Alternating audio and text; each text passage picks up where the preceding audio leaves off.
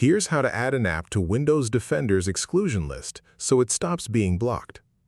Press the Windows key and search for the app being blocked, for example, Chrome. Right-click it and select Open File Location.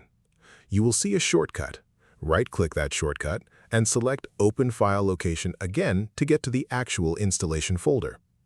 Right-click the application exe file and select Copy as Path. Press the Windows key and search for Windows Security. Open it and click the three lines on the left to expand the navigation. Select Virus and Threat Protection.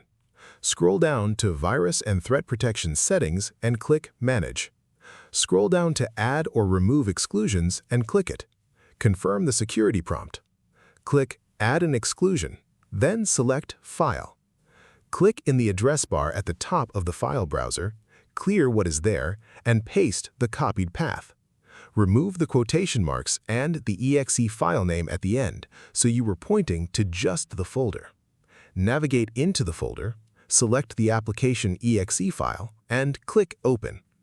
The app is now excluded from Windows Defender scans and will no longer be blocked. If this helped you out, hit that subscribe button for more straight-to-the-point tutorials on Step by Click.